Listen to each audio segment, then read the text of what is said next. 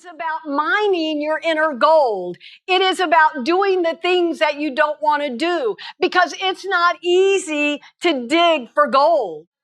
Texas payroll rocks. Yahoo! Wahoo! Okay. So those of you that were here at the opening on Wednesday will get this. If you are with somebody who doesn't, could you explain it to them? I'm over 61. Oh my God, it's unbelievable. I have to tell you, when I was walking down the concourse, I had people coming up to me that said, I'm 50. Oh, I'm 45. I'm 60. And one guy actually said, I am 61. So we're here to dispel that it's all in your mind. And today we are going to rock on. My goal for you today is that when you walk away this afternoon, you are going to be clear on that one thing that you're going to do for 40 days, the drop that is going to split the rock because you rock. So does anybody know what theirs is? Oh, well, that's overwhelming. So did we lose some brain cells while we were dancing last night due to the liquor? That was it? Well, as we go on, I'm sure you're going to come up with your one thing. And I did talk to some people. They were thinking about 2 or 3 things. And that's great. But just give me one. Because I don't want you calling me next month. Oh, Cecilia, I just did too many. And I didn't make my bed up after the 4th day. I will take your phone call. And we will chat about this. So let me tell y'all, does everybody know who Michelangelo was? Yeah, I dated him. He did not look as hunky as his David. I will tell you that. But let me tell you, I remember so well when Michelangelo was sculpting the David. And we had been having tea that afternoon. And so he's in there and he's just chiseling away and chiseling away. And if you'll notice, right here, it's his torso. The rest of David was in the block of granite. So he was only halfway done with David at that point. And I looked up at Michelangelo. He always had a twinkle in his eye. And I said, Michelangelo, it was always such a mouthful. I like to call him Michelangelo. I thought he had a little bit more pizzazz. But anyway, so I said to him, how did you know David was in that block of granite? How did you know that? And he said, Cecilia, more me. I think that's how you say Italian, isn't it? Anybody know Italian? Cara mia, my love, he said. David was always in that block of granite. I just chiseled away everything that wasn't David.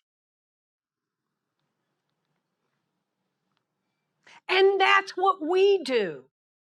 We look at the things that no longer serve us. Because when we were growing up, we had people who really, really cared about us. And they wanted us to do really, really well.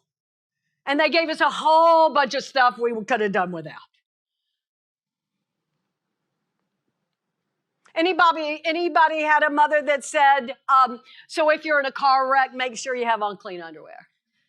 Okay? Yeah. So there were a lot of things they gave us like that. And some of them did serve us well, but some of them didn't. So what happens, like what we were talking about before, as we maturate, we are reviewing our lives and we are saying what serves me and what doesn't serve me.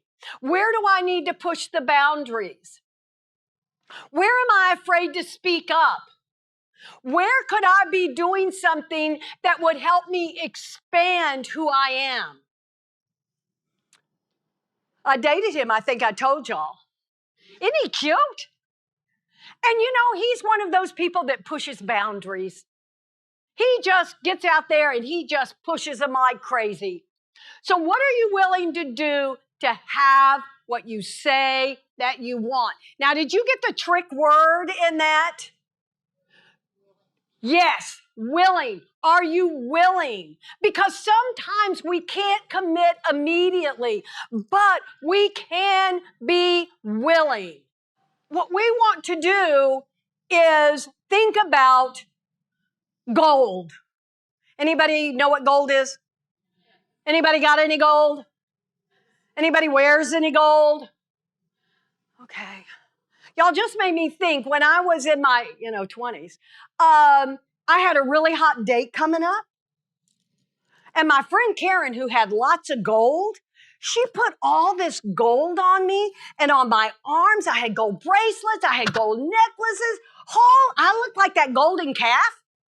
And I was so excited. And then she had just turned my hair this strange color, scared the heck out of this guy.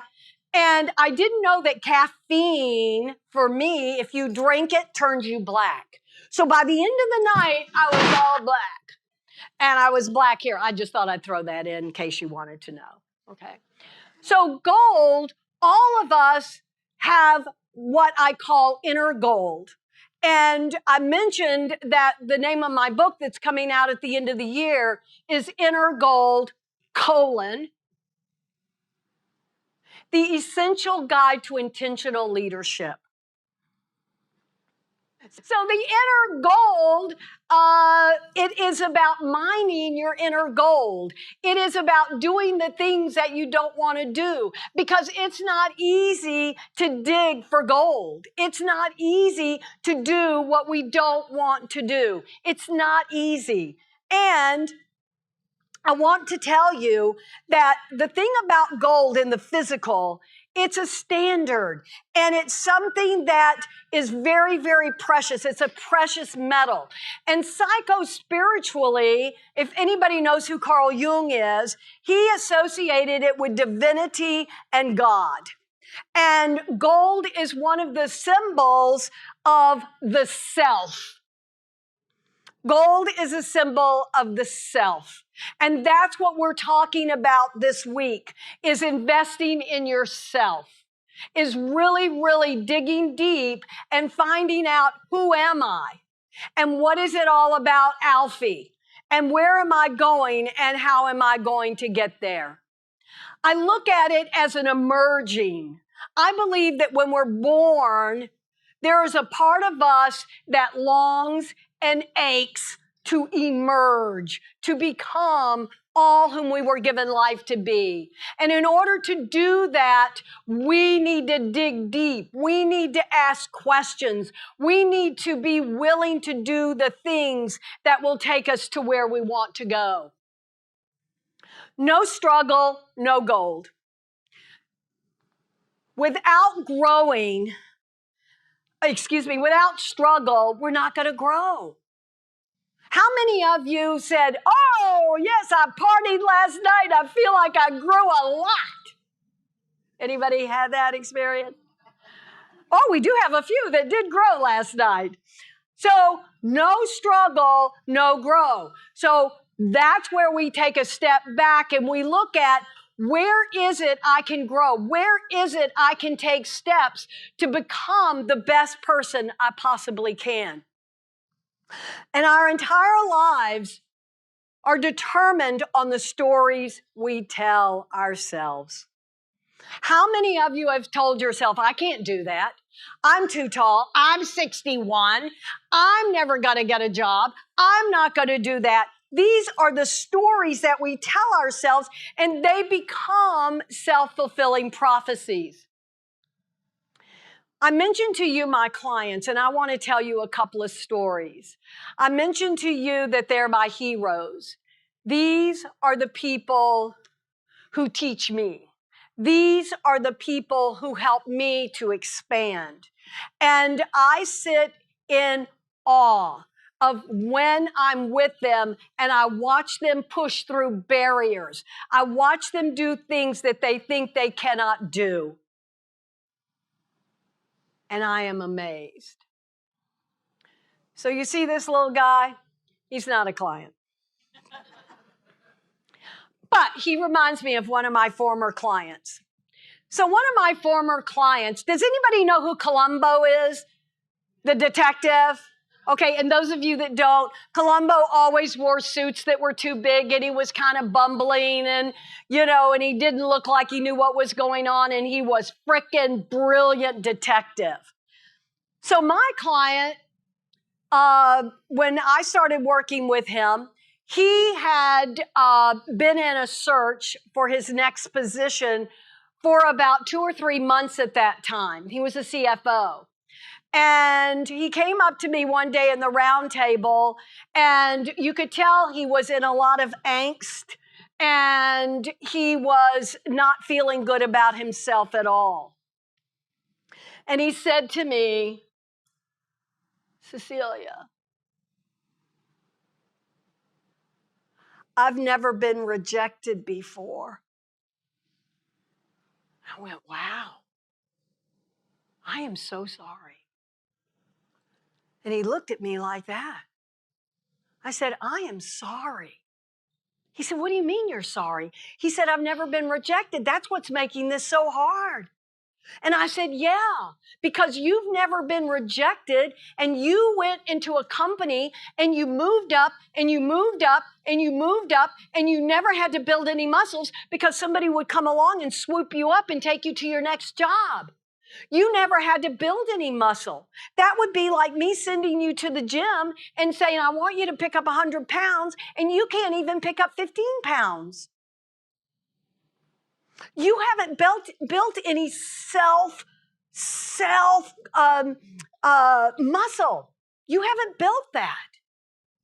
And I, in all sincerity, I'm sorry. Because that's why this is hard.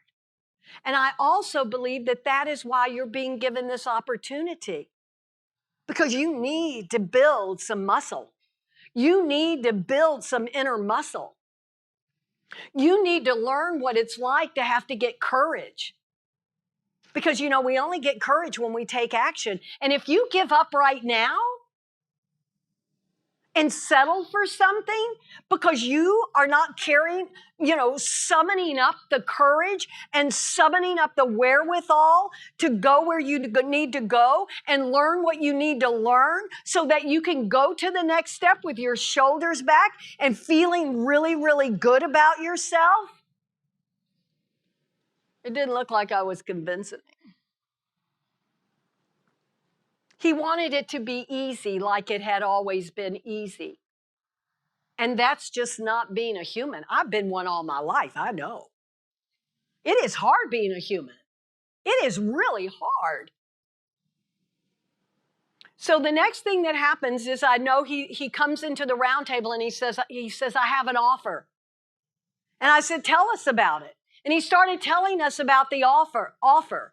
And I'm like, oh, red flag, red flag, red flag. This is not a good offer. He said, they really, really want me. They really, really, really, really like me. And they really, really, really, really need me. And they really, really need me to start working for them immediately, if not promptly. And so I asked some more questions, and some of the other people in the round table asked him some questions. And we were like going, red flag, red flag. And he went, no, it's good, it's good. And he left that day to take the job. He accepted the offer. 4 months later, we're all at the round table, and the door opens, and his head sticks in. He said, I'm back. He said, you were right. And he came in, and I said, it's not about being right. It's just that I've been doing this so long, I know a red flag when I see one. I said, what happened? Well, what happened was what I thought was going to happen. When they saw that he wore a suit too big, when they saw that he didn't come across with the same confidence, because before in his company, he was a known factor. And they knew that as a CFO, he could do circles around everybody. And so he wasn't judged because his suit jacket was too big. And he wasn't judged because of the way he came across, because they knew he could provide results. But he was no longer a known factor. And so people were judging when they came in. And you know what? They thought they had a fall guy. Because you and I know what CFOs have to do. Anybody got their socks? They've got to sign their name. And when they sign their name on those things, they are liable. They are the CFO of the company. And so what this company wanted him to do was sign off on all of these things so that they didn't have to take the rap. And it was out and out. They wanted him, without saying it, to commit fraud. That's what they were requesting. And he said, you know what? I couldn't do it. I couldn't do it. And here is the man who was really, really having difficulty with rejection. Here was the man who was really, really over being in a search. He was tired, even though he'd only been in it a couple of months, but he was tired because he had never had to do this before. It's like going to the gym the first 2 or 3 months. You're exhausted, you're tired. You haven't hit a point where you're going, oh yeah, look at me, I'm doing it with one hand. He wasn't there. So he says to me,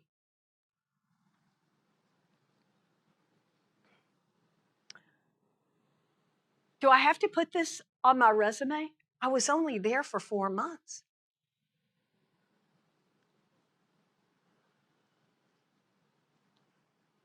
I said, you know, most of the people I know put in their summary on their resume integrity. And I don't know if they have integrity or not. They're telling me they have integrity. But this is what I would say to you. I would say you demonstrated integrity.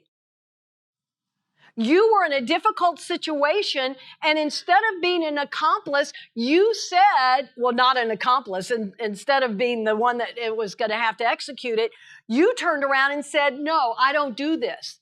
And you resigned. To a new employer, that says everything. And it's how you tell the story. It's how you tell the story. That you were in a compromised situation, and without going into detail, which is not important, just know that I was not going to compromise my integrity. 3 months later, he landed the job that he just fell in love with. So he got a little different flavor of working his muscle. But these are the things that grow us. These are the things that take us to the next level. These are the things that help that part of us that wants to emerge come forth. So the truth is that our finest moments and are most likely to occur when we're not feeling comfortable and when we are unhappy and when we are unfulfilled. And it's in those times that we have a choice either to step out of those ruts and look at different ways to live our lives or stay in the rut.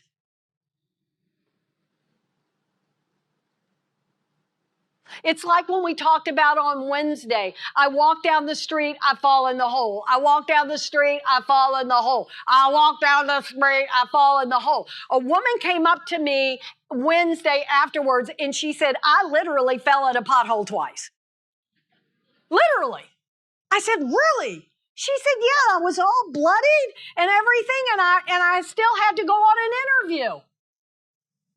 And she did it. She said, and then I really got not to go down that street anymore. It was obviously a street she hung out on. So,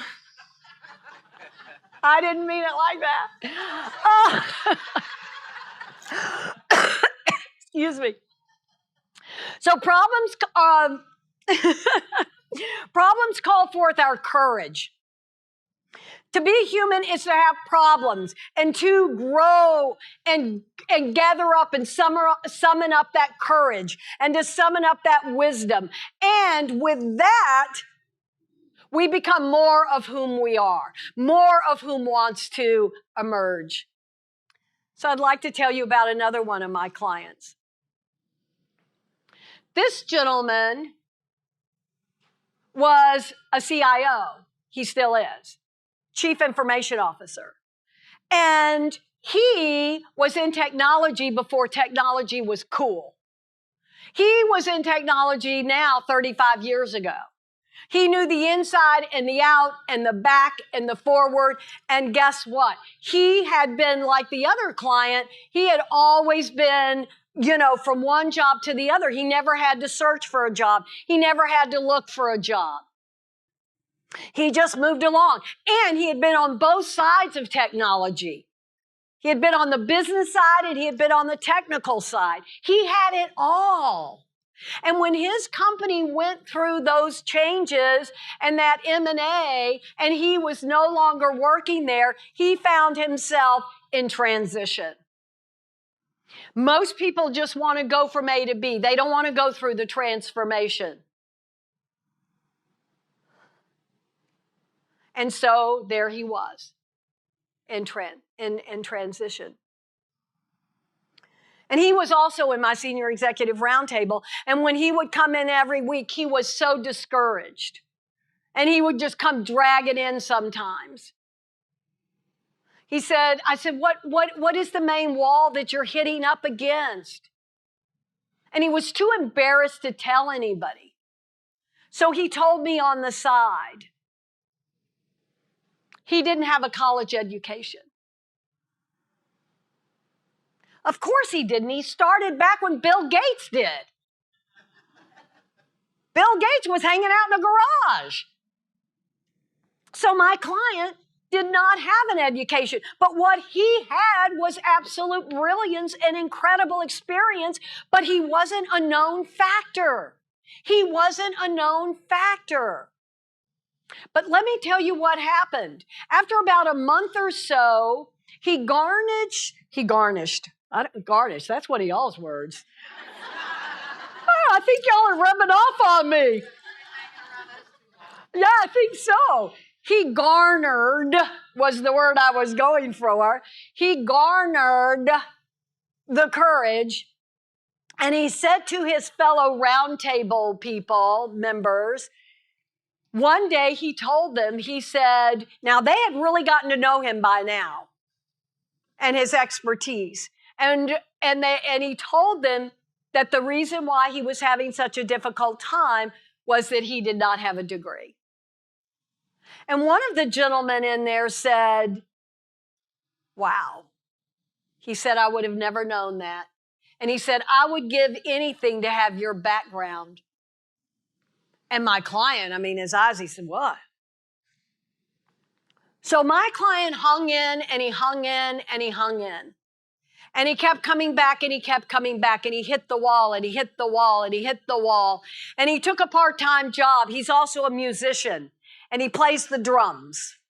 And so one of the companies that he knows brought him in to do some technology work for them while he was in transition. And they paid him a little bit, not anything to write home. Meanwhile, back at his ranch, well, he didn't have a ranch. But meanwhile, back at the ranch, his wife said, if you don't get a job, I'm leaving you.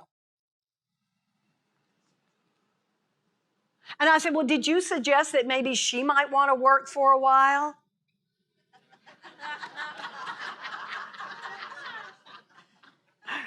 He said, uh-huh.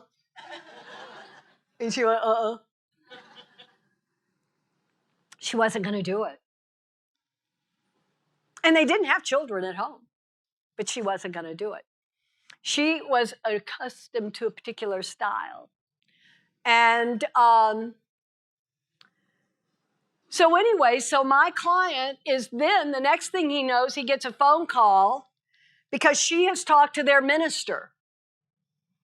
And the minister says that the two of them need to come in and talk to him. And the minister was not on the side of my client. And he said, you need to be a man. You need to go get a job. We don't care what it is. Get the we. We don't care what the minister and his wife didn't care what.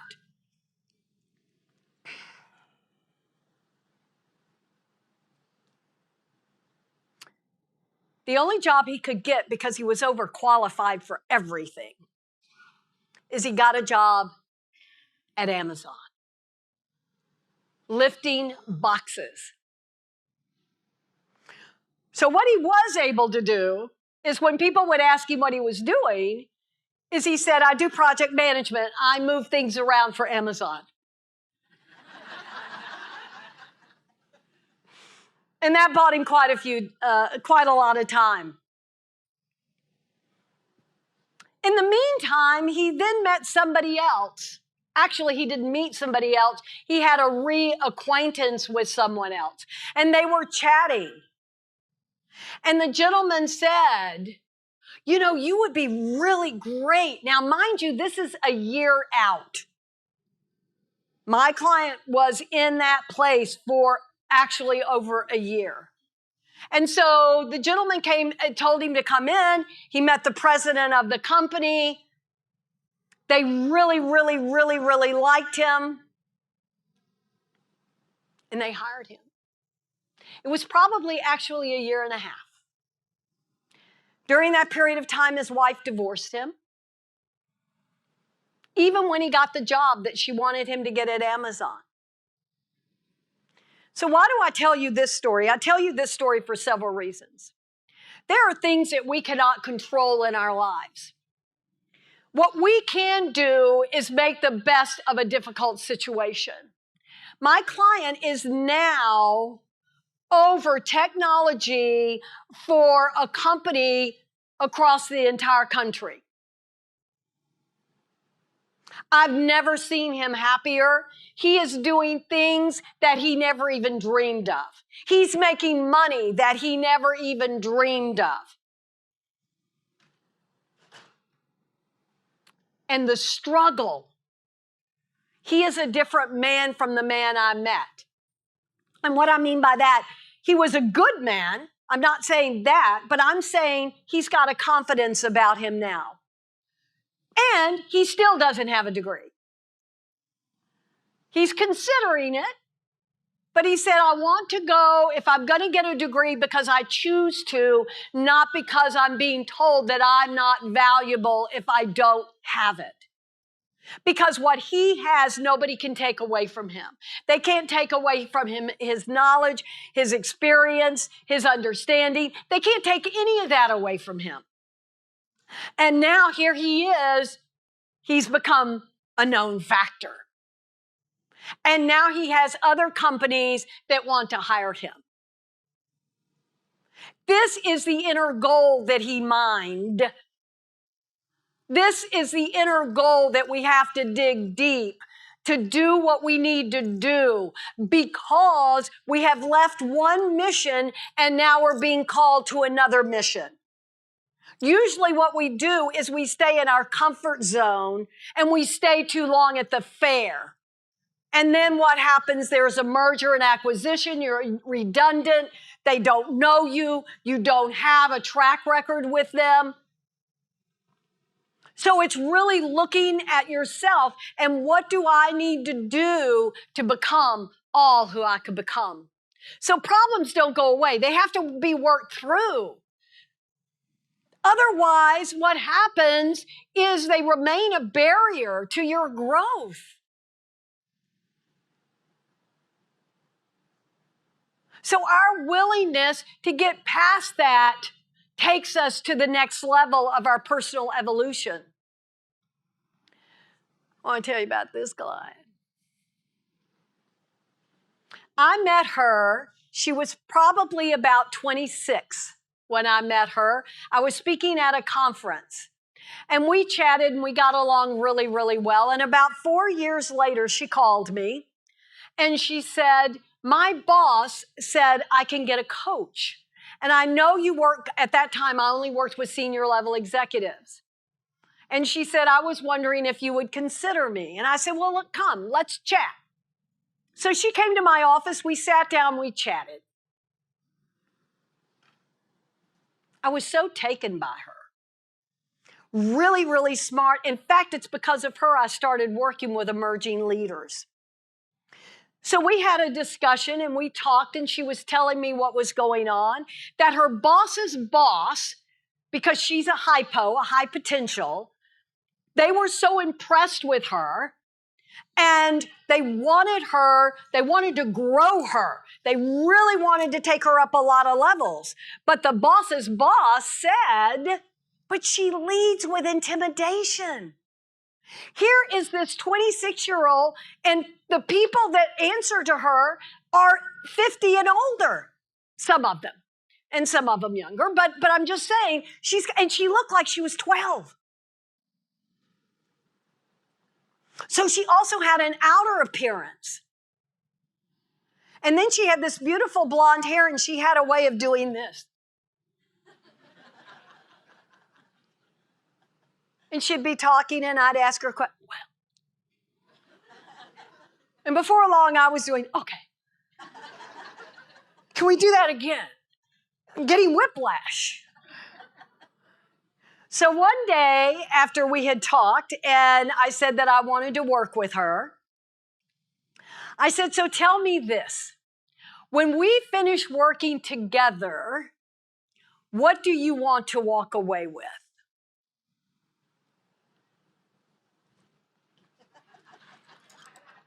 She did that with the blonde hair, and she's got this squeaky clean face, as only you can have at 26.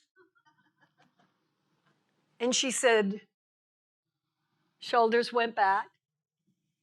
What I want to walk away with after we finish working together is executive elegance. I went, my God, I want that too. I never even heard of it. Wow. Where do you get that? That's mine, maybe. I was so taken. And here was this young woman, and as we worked together, let me tell you something. One of her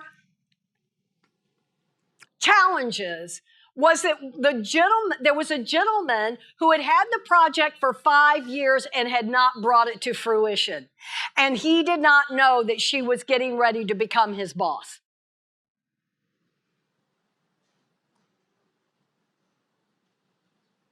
It did not look like it could maybe be ending up pretty. But let me tell you what. She was like a duck on a June bug.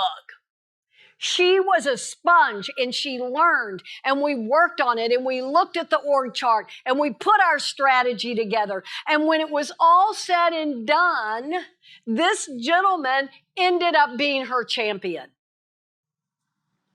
Was it easy? No. Not in any stretch or manner or way.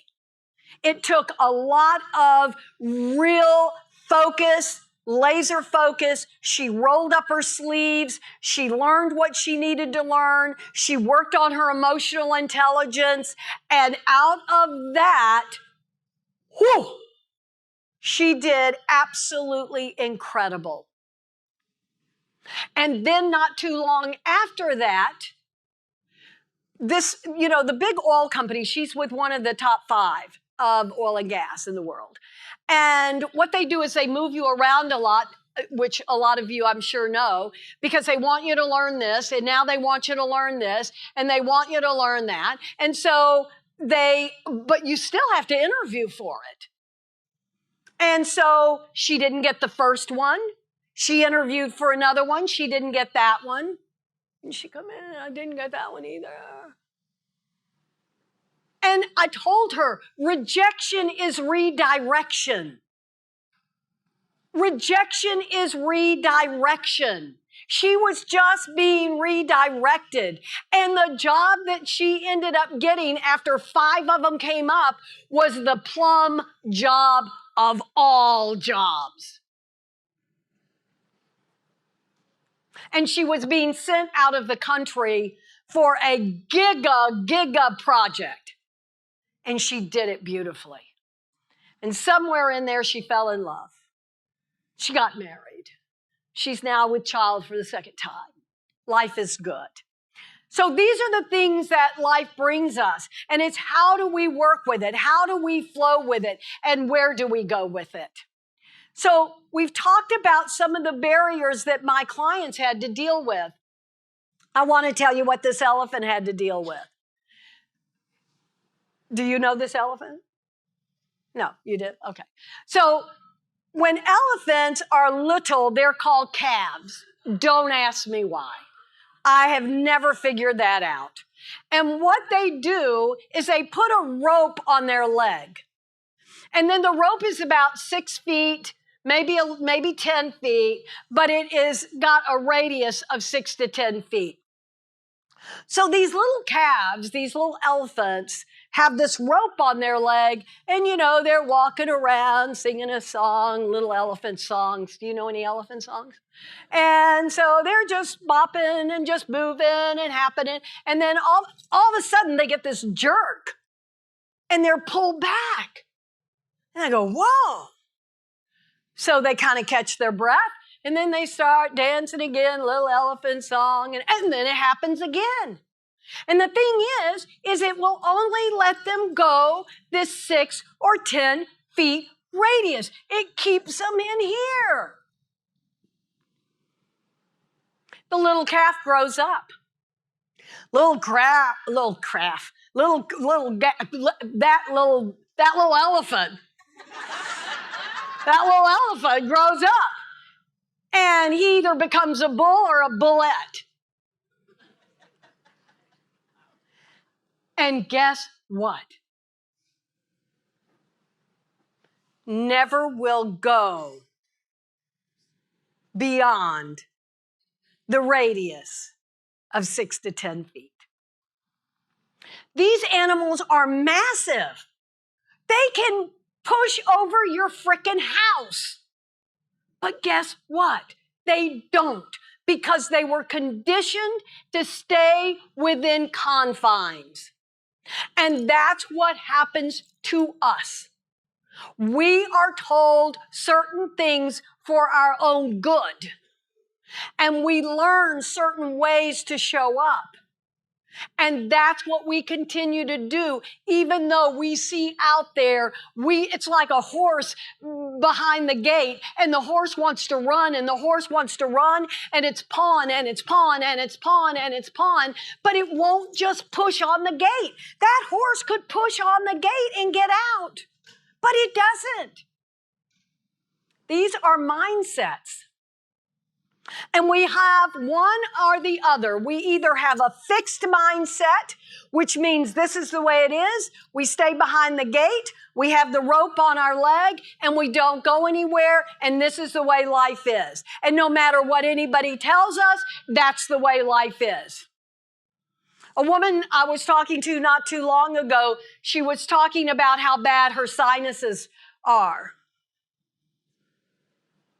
And I said, so do you eat or drink dairy? Oh, yeah. I have to have my skim milk every morning. I said, well, what if I were to tell you that that's why your sinuses are so bad and you go to the doctor so much? She said, I'm not giving it up.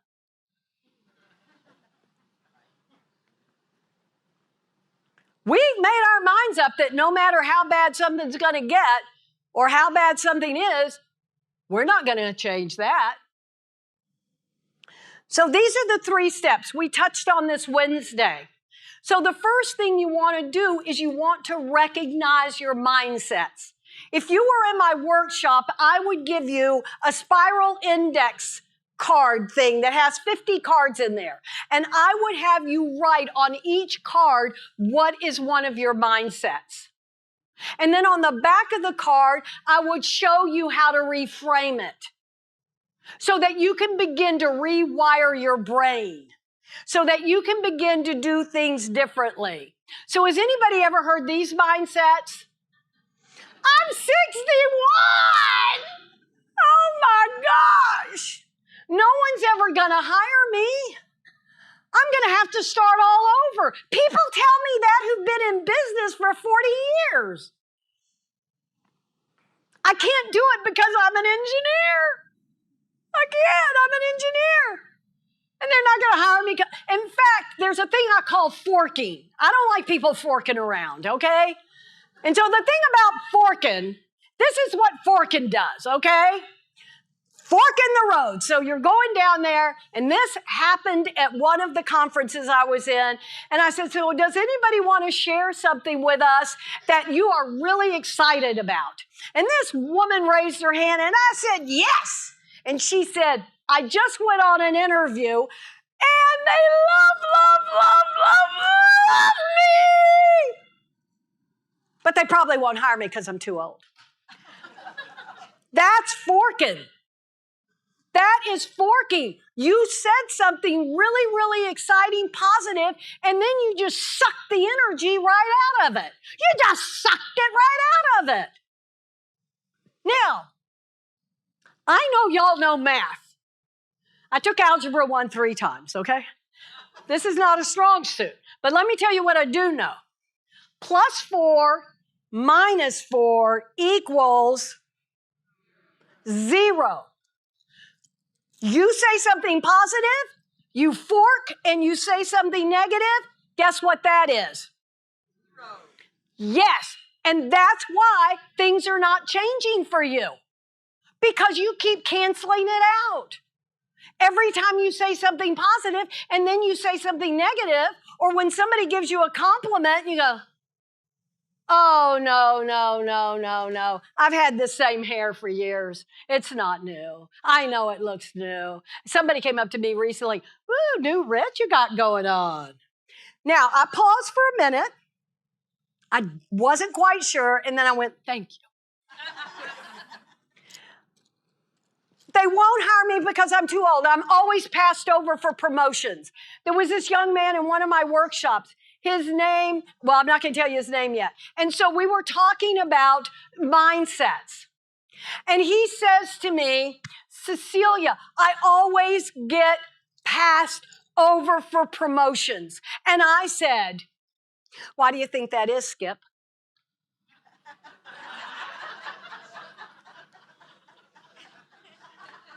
Our minds do not miss a beat. So if he's been called Skip all day long, his wired brain is they are skipping me. So I want y'all to get so self-aware of what it is. The universe has a one-word vocabulary. It knows one word, not 2 words, not 3 words. It knows one word, and that word is yes. So if you say, I'm never going to get a job, yep, you're right. If you say, I'm never going to lose this weight, yes, you're right. If you say he is never going to call me again, or he says I am not going to grow that. This one's hard for me. Come and help me. Come and help me. You got one?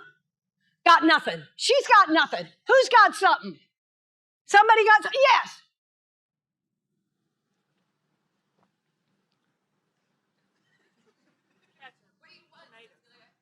I'll take the ketchup. That's good. I'm good with ketchup.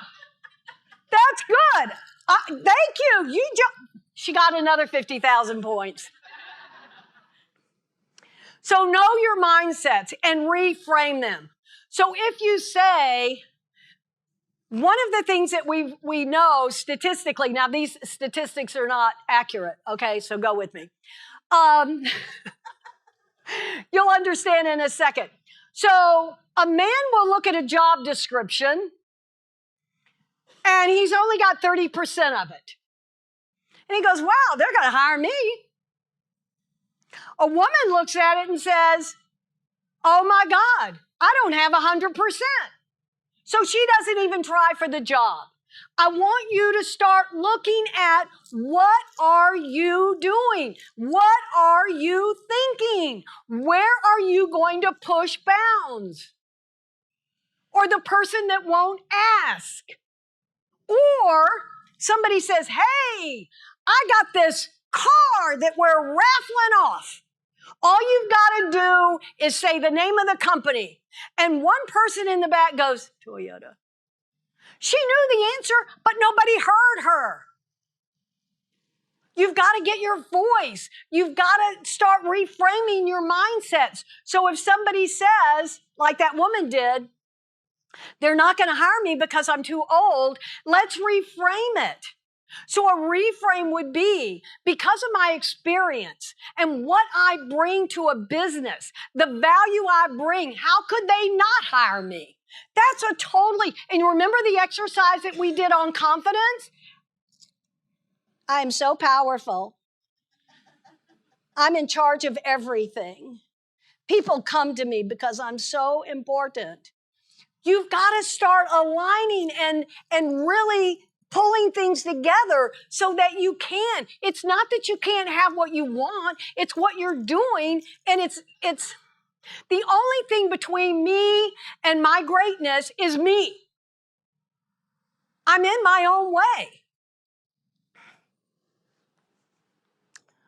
So this is really good information. Okay, do you see those big white things? Really interesting. So 80% of success is showing up. Anybody agree with that? Excellent. So if you don't show up, it's not going to happen. If you don't show up, you're not going to be able to get where you need to go. If I don't go, what is it that they say about the lottery? If you don't buy a ticket, you're not going to win. I used to sit there and just watch them going, oh, look at those numbers. Look at those numbers. Did you buy a ticket, Cecilia? No, can't say I did. Okay, moving along. So I want to tell y'all a story. Y'all like stories? So about 2 months ago, I went and had my eyes examined. Does anybody have their eyes examined? Excellent. So I went to get my eyes examined. I hadn't had them examined in 5 years. And I've got this darling little doctor. He's just as cute as he can be. No sense of humor, but cute. Try to make him laugh. He's very serious. Very, very serious. I'm there to examine your eyes. I'm not here to have a conversation with you, lady. And so I've never seen him get excited in all the years that I've known him. So I go in and he examines my eyes and he started getting excited. And I said, what is going on? He said, oh my God, you haven't had your eyes examined in 5 years. And for somebody your age, they haven't changed. I went, you're kidding me. He said, no, I don't see this. 5 years? Oh my gosh, your eyes haven't changed. And I went, thank you. Then he takes that picture of the back of your eye. I thought the man was going to start hyperventilating. He said, in all my years, I've not seen this. I said, what? I didn't know if it was good or bad. And he said, you don't have any macular degeneration. You don't have any glaucoma coming on. At your age, you should have some glaucoma. You should have at least a cataract peeking out someplace. He said, and you don't have any of that. And he got this pen out, and he starts going around. And he said, do you see this? And he said, your eyes are 40 years old. I went, no way. He said, yeah. I just went into my 7th decade. And it was like, oh my God. But I've not been around somebody who's told me that 15 times about my age. But so he says, and I said, my eyes are 40 years old? He said, yes. He said, well, he said, let me tell you the truth. The left one's 42.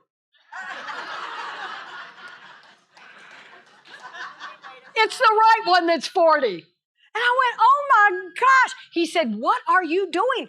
I don't know what you're doing. And I said, well, I'm going to have to think about this. Oh, so I started thinking and I went, wow. Almost 30 years ago, I decided to start juicing. And I was a big coffee drinker. I would drink a pot of coffee a day until they took the caffeine away from me. And so anyway, so I would make a pot of coffee and then I would juice. And then I drank the juice and threw the coffee out. And then the next day, I would make the coffee, the pot of coffee. I would make the juice. I would throw the coffee out because I drank the juice. This went on. Now, this has been 30 years. I've been drinking carrot juice. And I didn't know that that was really true about carrot juice. So guess what I did? I Googled it. And Google listed all of these things in carrot juice. So my carrot juice, and why do I tell you this today, other than if you want to come see my eyes that are 40 years old? Well, this one's 42. The reason why I tell you this is consistency, showing up every day. I have carrot juice up in my room if anybody wants some. And I have enough to share before I leave today. Consistency, consistency, consistency. So when you're thinking about that 40 days and the one thing you can do, one of the things I'm wanting you to walk away with is consistency. It's consistency. It's showing up. It's showing up. It's showing up. This one was not intentional. I did not know your eyes could be a different age from your liver or your kidneys, which I've since found out is true. So we talked about confidence, and we did that wonderful exercise, didn't we? And we were consistent. And so whatever we plant in our subconscious and we nurture it with repetition and emotion, it will happen. It will happen. So let me tell you something about the subconscious. The subconscious, one of the ways it learns is rhyme, rhythm, and repetition. Rhyme, rhythm, and repetition. This is why you can remember a jingle, but you can't remember your biology of how the heart flows with blood. You can't remember that. Anybody know a jingle? I want to teach the world to, excellent, drop, drop. There you go. So you see that you do remember these things. And I believe that everybody should have mantras. When you're trying to make a change in your life, if you will get a mantra.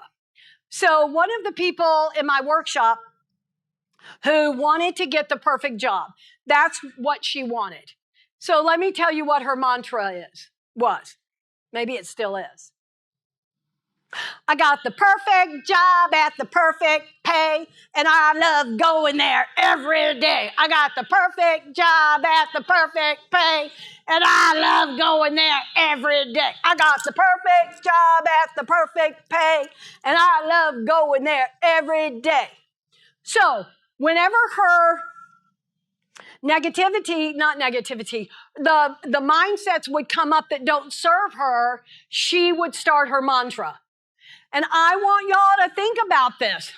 What can you do that goes in and undoes so your brain doesn't continue to wire the way that it's wiring and not getting you where you want to get? I am are the two most powerful words in our language. They create. I am is a creative force. And you may have heard, I am that I am. Whatever we put with I am is going to create. So if you say, I am never going to get what I want, the universe says yes, and you can, with the I am, you'll feel the energy drop. Or you watch a face of a child that says, I am stupid. It just drops. I am never going to be loved. It just drops.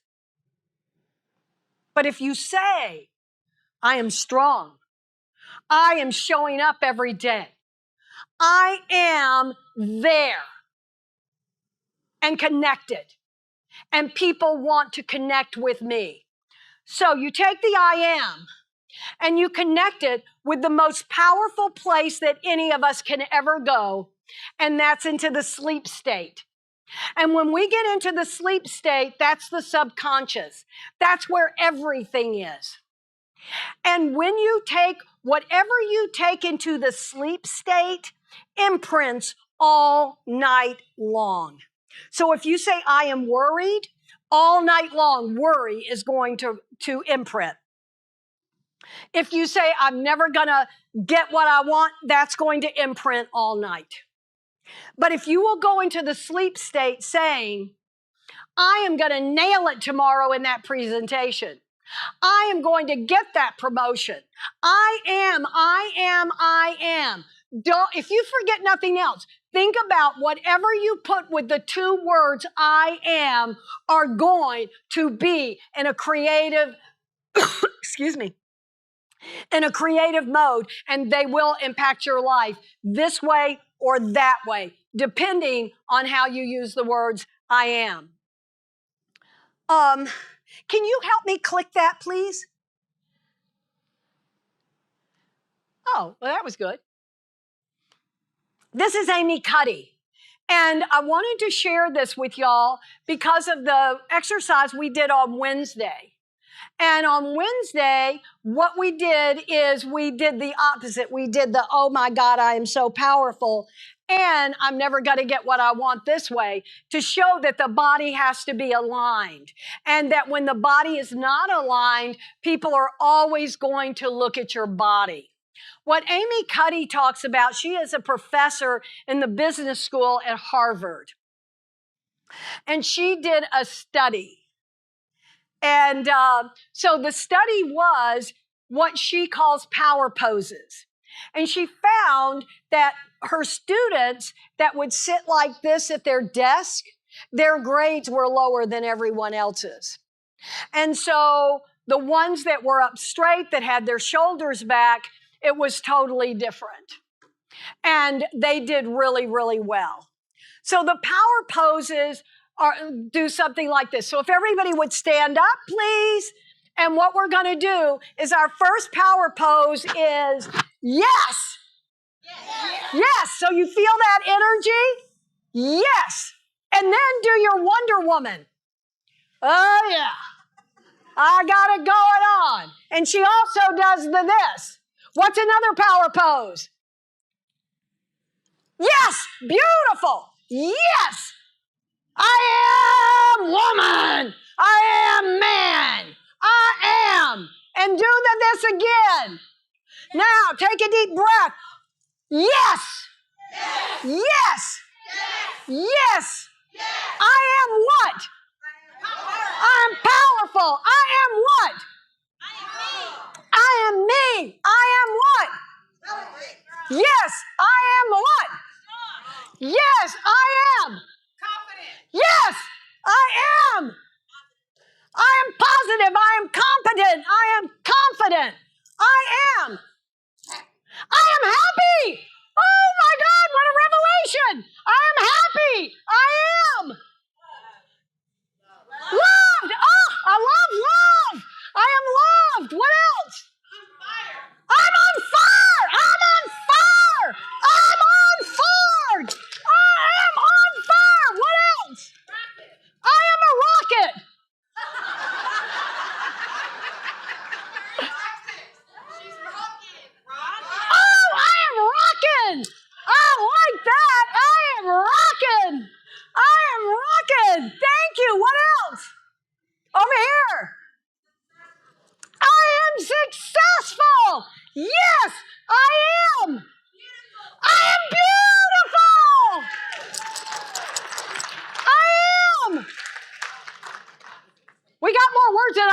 vocabulary.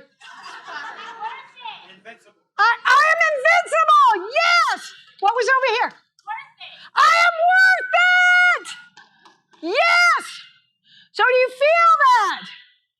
Now, yes, yes, yes, yes, yes, yes, yes, yes, yes, yes, yes, yes, yes. Whoa, yes. Excellent. God, I'm getting energy. I feel so energized now. Thank you. So if you change nothing, nothing is going to change. If, this is what Amy Cuddy learned.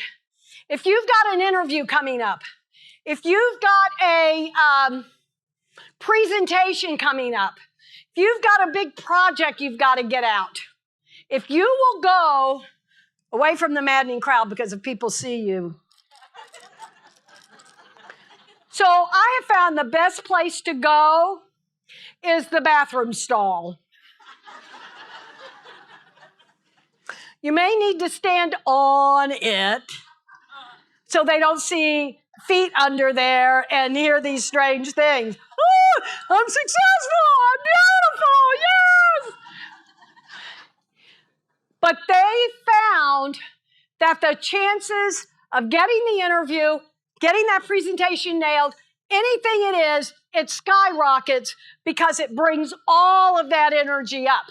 So I'm trying to give y'all some one things so that at the end of this presentation, you've got something to do for 40 days. Does everyone have a bathroom in their home?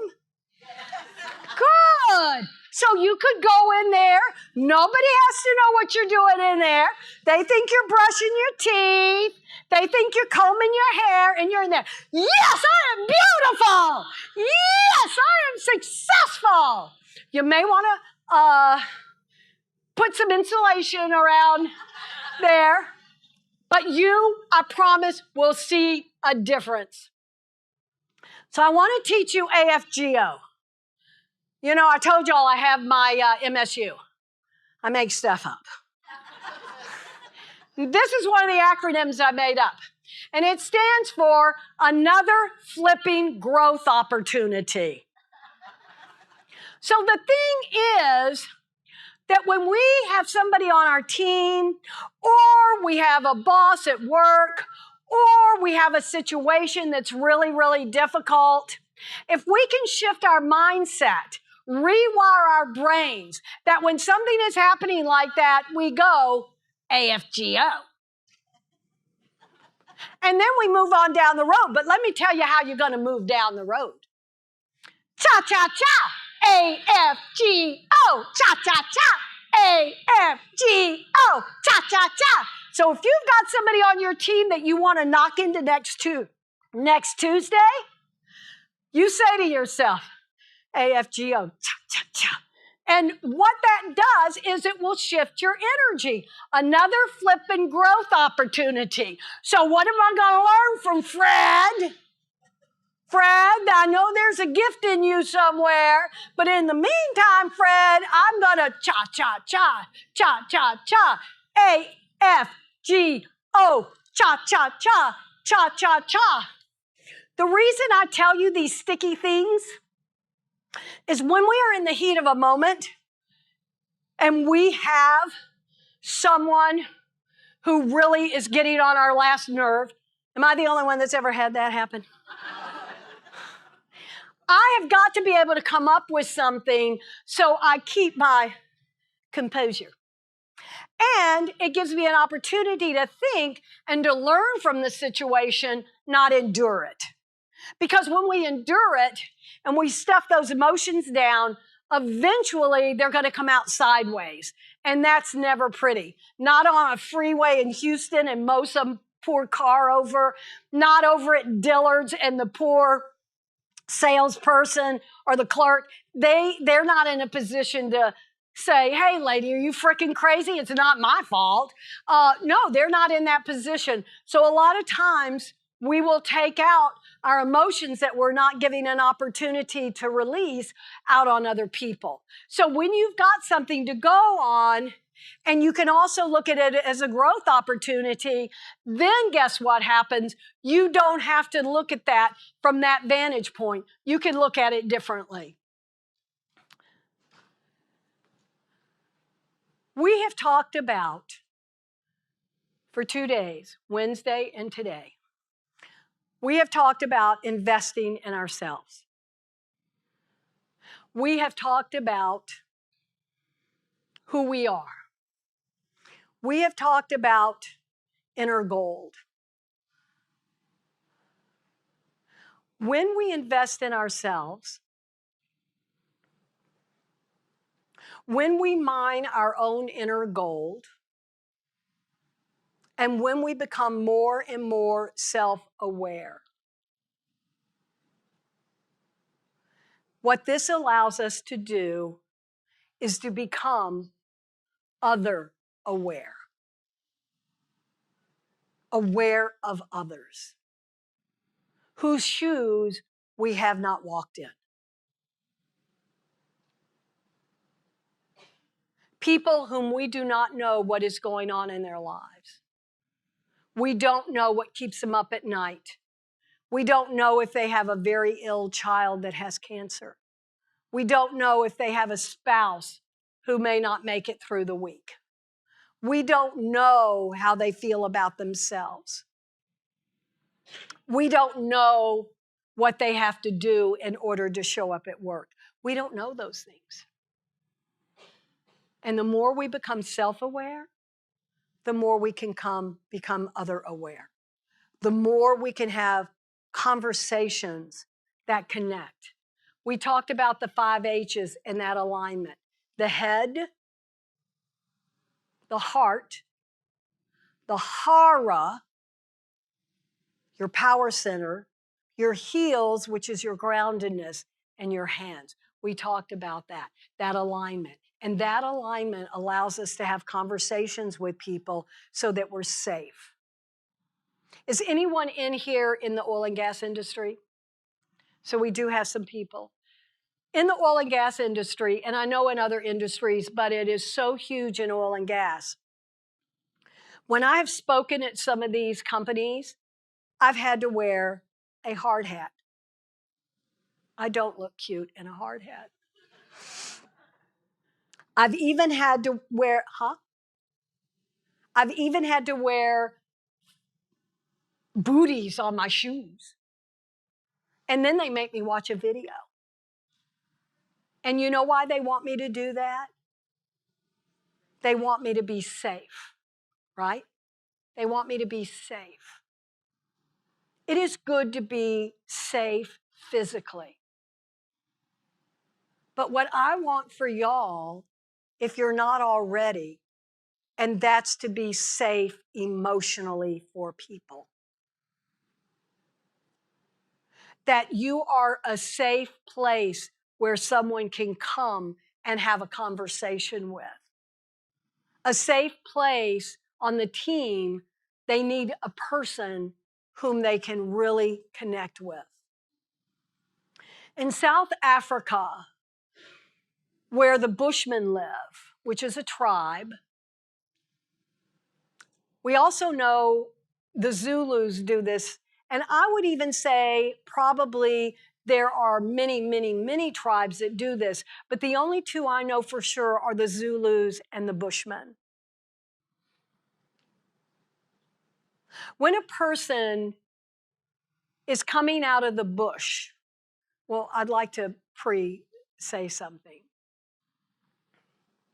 In the Western world, when I greet you, I say hello, I say hi, I say how are you, I say what's up. I don't really, but, and I say, how are things going? These are the types of greetings that we greet each other with. But they do it differently, the Bushman tribe. When someone is coming out of the bush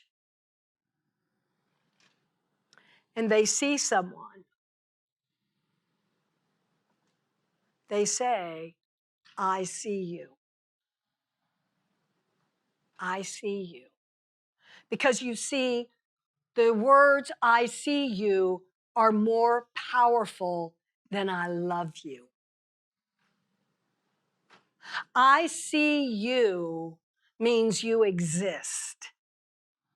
Have you ever seen a kid on a diving board? Look at me, mommy, look at me, mommy, look at me, mommy. And the kid is jumping up and down, and everybody at the pool wants to knock the kid off the diving board.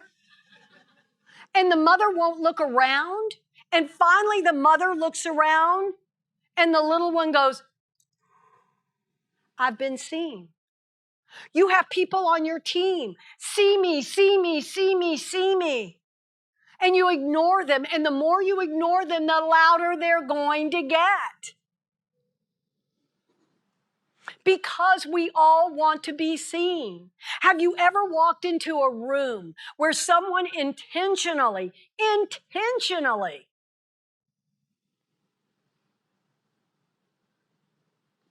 turned their back on you,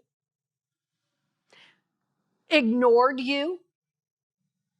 There was a situation in my family I heard about a few weeks ago that they were at a gathering and somebody said, she has not said hi to me. She is ignoring me. I mean, she's ignoring me. So she goes up to say hello, and the person. So how do we interpret this? How do we translate this? You do not exist. You are not important. You do not matter. There is nothing more painful to a human being than to be told that we are not seen, that we do not exist.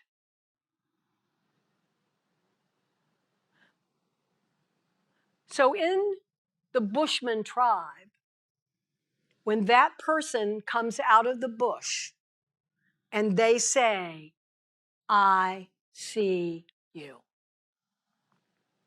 and the other person responds, I am here. I am here for you. I acknowledge your presence. I acknowledge that you exist. I am here to hear you. I am here to be with you. I am present for you. I care. I see you are the most powerful words that you could ever say to another human being. I see you. I am here for you. Have you, anybody in here ever had somebody say, I am here for you? It's pretty powerful, isn't it? It's like, wow. And you know they are. This is other awareness. This is telling people, I see you. This is other awareness. And the more that you do that, the more you're going to be able to connect with other people. And they are going to feel your heart. And it's going to be that heart-to-heart connection, that heart, I can't talk, that heart-centered connection, that alignment with another human being. That is powerful. So with that, because you know I have my MSU, I made this up. And I call it Shua. Shua. See me, hear me, understand me, acknowledge me, and appreciate me. So I was speaking. They're not big on emotions there. Did anybody know that? They're lovely, lovely people. But one of the things I noticed is when I was there is it was really interesting. And after me, they had a ropes course. And from what I understand, after the ropes course, or during the ropes course, they had everybody out there yelling, Shua! Shua! And what were they telling everybody, see me, hear me, understand me, acknowledge me, appreciate me. Shua. And a friend of mine told me that she went and explained that to her child. And she said it was absolutely amazing that this little girl from then on went around, Mama, Shua! Mama, Shua! You're adding to their vocabulary. Shua! What a great way to in a fun way, let people know, I want to be seen. I want to be heard. I want to be understood. I want to be acknowledged. I want to be appreciated. And we know statistically, people will take recognition over money almost every time. Why? Because we're human. We came in to inhabit this body. We came in to expand our soul. We came in to be bigger than we ever thought we could be. And I know that sitting in this audience, there are at least 4 or 5 of you who are committed to playing bigger. I know there's 4 or 5 of you who are playing too small. And probably everybody is playing too small. But what of all of you are you willing to stand up and say, I'm ready to play big? I'm ready to be seen. I want to be seen. I can be seen. Because when I'm seen, I am able to be more of a force. I can make a bigger difference in the world. If I'm not seen, it's going to be very difficult. And if I cannot be heard, I'm not going to be able to be heard, then people are not going to listen. So how am I going to do what I say I want to do if I don't become all whom I am capable of becoming? In every acorn, there is an oak tree, but not every acorn will produce an oak tree.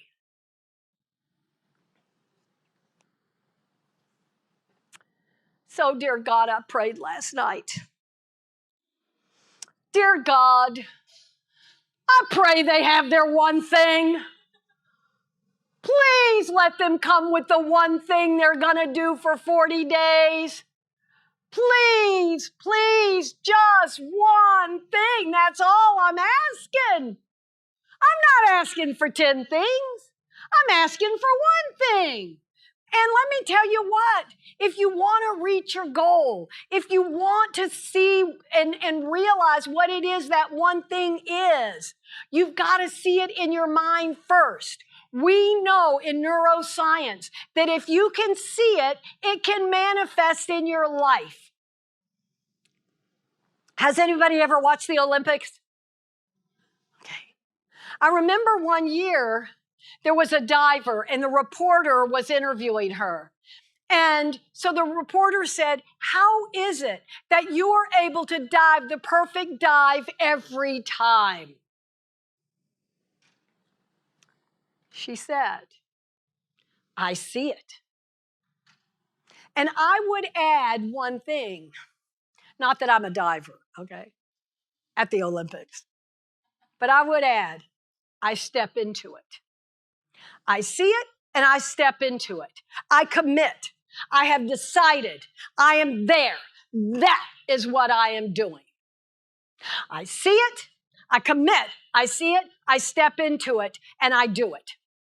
And if y'all will do this, if you will do this, I promise you, at the end of 40 days, you are going to see a big shift. And it doesn't matter whether it's a big thing or a small thing, but I have requested a small thing. Making up your bed. Doing something of like, for me, I quit eating those peppermint bark chocolates for 40 days. I'm holding my breath that they're all gone now. Because this is the other thing I learned. If it's something like that, Got to see it. And you have to make it easy. So don't be having stuff in your house that you know you don't need to eat. If I put junk food in my house and I've got the choice of asparagus or Cheetos, what am I going to do?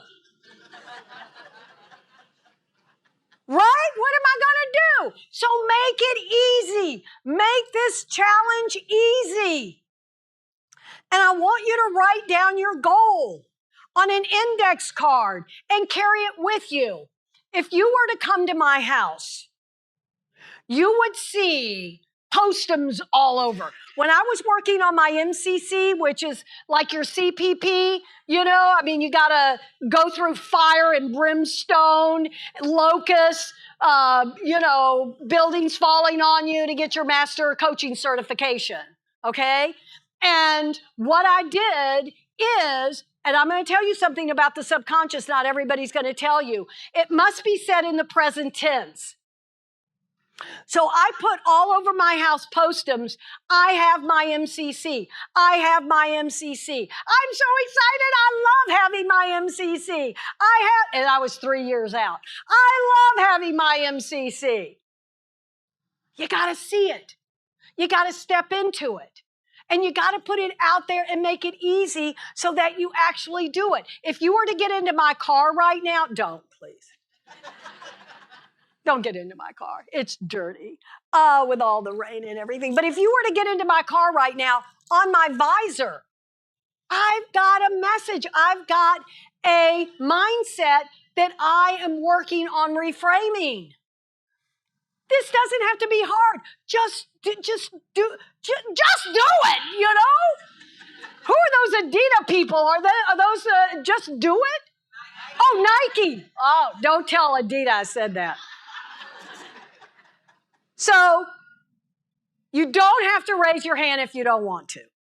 But who took on the 40-day challenge to just do one thing? Thank God. Give me one, give me two. I got two. Three. I got four, I got five, I got six. I got seven, I got eight, I got nine, 10. Oh, I got 11. Give me 12. Can I get 12? 12. I got 12. Give me 13. Who else? 14. I got 14. 15. 16. What else do I have? 17. Give me 17. Give me 17. Give me 17. I got 17. 18. Huh? Okay. So out of 400 people, I got 18 people. So for the 18 people, this is what I want. I want you to give yourself a hand. Yahoo! That's a Texas Yahoo! Texas Payroll rocks! Yes! And Beyonce's here! Woo! Those of you that are taking the challenge, if you will email me or link in with me and keep me up with your 40-day challenge, I will send you a download of mantra, how to build your own mantra, and how to use that mantra so that you can pick your energy up to get you through those 40 days. And my email is Cecilia@CeciliaRose.com. Send that to me. And even if you don't take the 40-day challenge, please stay in with me. Y'all have been absolutely the most marvelous people. I have had so many conversations with people here. I just hate to leave you because it's just so, and it doesn't matter that I'm over 61. I just want to be with you. So thank you.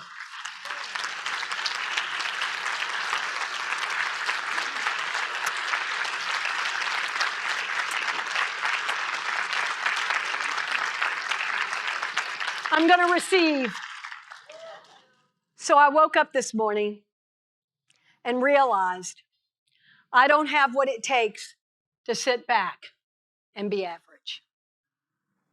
So every person here, that chooses not to be average, that chooses to allow that part of you that wants to emerge, that is aching and longing for its voice and to be seen and to show up. That's you. And you are beautiful in Technicolor. Thank you.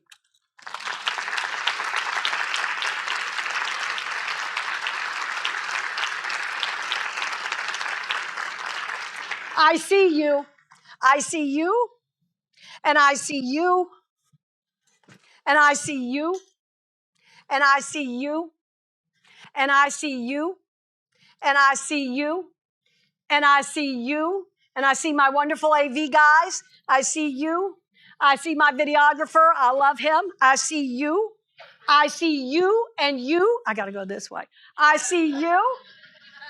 I don't want to miss anybody. I want to drink you all in because I am going to take you with me in my heart. And I am going to hold you in such a way that you will know that you have been seen. And you will know that you can look at others with the same caring heart that you have been seen today.